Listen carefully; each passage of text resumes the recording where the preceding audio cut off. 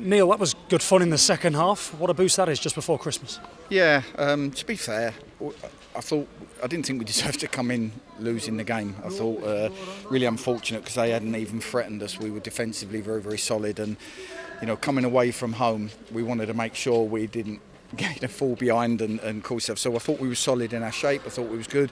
I thought we passed it well. I thought we got in some great areas, but I thought we lacked the risk taking that I encourage in the final third. So I want them to take risks. We went backwards and sideways too often in that final third.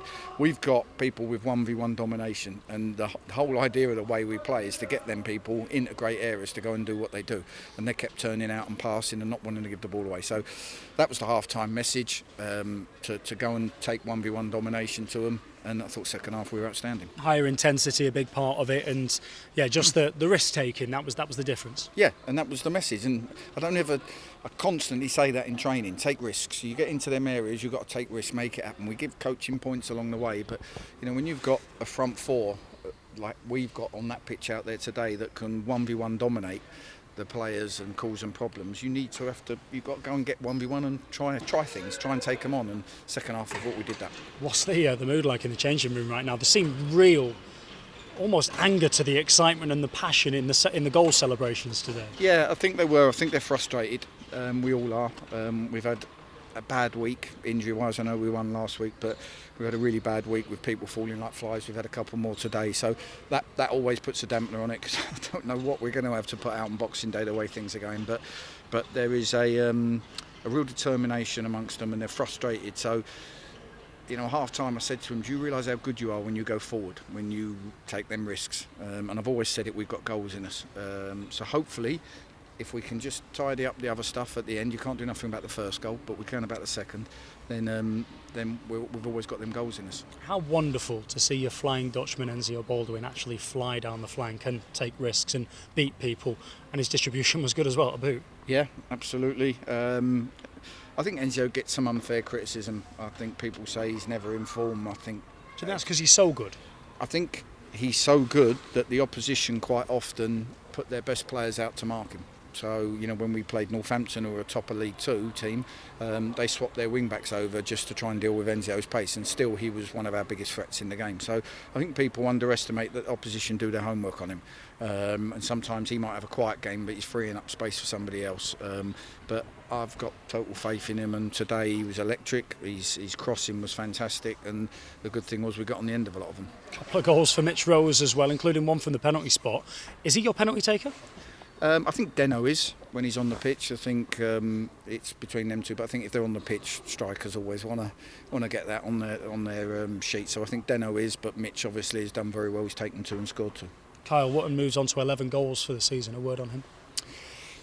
Nothing I can't already say. I believe in a short space of time at the start of this season we got a lot of things right in our recruitment. I know at Forms we had a little blip of late, but I just said to the boys there, you're unbeaten in 3 games, and there's doom and gloom around the place. So get your heads up and keep believing that when you do that going forward and you tidy up a little bit of the stuff we're getting wrong defensively, we can go on a run. Ross Fitzsimons came in for the first time since the beginning of April. A week ago you said that you had to have a conversation about him getting his head right and things like that.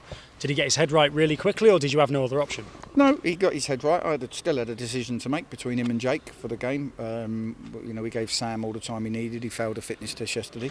But I kept my eyes on training. And that's the thing, fans will always say, why isn't he playing, why isn't he playing? I watch training, I watch it closely, and I see who's where, who's got that bit between their teeth. Rosie yesterday, I got stuck into Rosie in training. He didn't like it, but I got stuck into him about a few things, and today he played angry. Maybe I got to do that a little bit more. But Ross has trained miles better. He's been right at it. We had a good chat, which sort of cleared the air, I think. He instigated the chat. He came to see me, but we cleared the air about a few things. Sometimes players can think it's personal and the manager doesn't like them.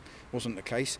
You have to earn your place in the team, and this week he's trained hard and I've given him his chance. He's been excellent. You mentioned that you had another couple of players that dropped out today or in the last 24 hours. Who were they? What happened? No, today, Richard Brindley, his hamstring was tight, so we had to bring him off. Shieldsy again felt a cramping. We don't know if it's cramp or whether there's a tweak in there. Regan Booty had an MRI yesterday. We'll get the results on his back. He's had some problems. We'll get the results on Monday. And obviously Ben Turner at the moment looks like it's going to be a bit longer term than we'd like. So yes, tough time when you're going into 5 games in 10 days to 2 weeks. But like I say, got faith in all of them. And we've got 2 games in 2 days, 3 days coming up, and I expect a lot more than just 11 players to be used. Sam Osborne, Zamana Bakayoko, Nathan Tyson here today, not in the squad. They all right? Yeah, they're all fine. I told them all I had to pick a bench today, given the niggles that we've had. If you look at the cover, Dion can play both fullback positions, and we'd need that cover. Birdie, we needed cover at centre half.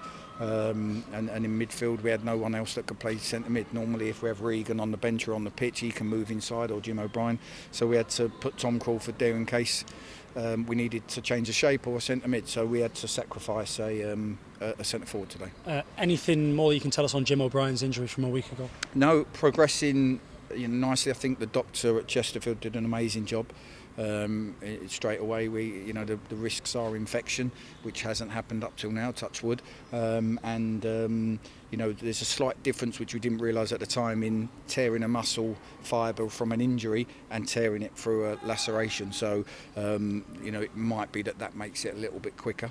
So Jim's starting to get a little bit of bending going upstairs, all that kind of stuff. So we'll see once the stitches come out, and fingers crossed we have a bit of luck for a change. Yeah, fingers crossed. Just finally then, how big of a boost and how well timed is this win today, given how busy it's about to become over the next few weeks? Yeah, absolutely. We know we've got a tough Christmas schedule, but that build up, that win into it, it's only good if we can get something in the home game, but it just gives us a lift, and we go into them 2 games in 3 days, and hopefully the aim is we've set ourselves a little bit of a points target amongst the staff, and the aim is that come what May, it's the end of the season, come what January the 4th after the Bromley game, we can be right in touch with the playoffs, and that's our aim. Oh, what's your points target?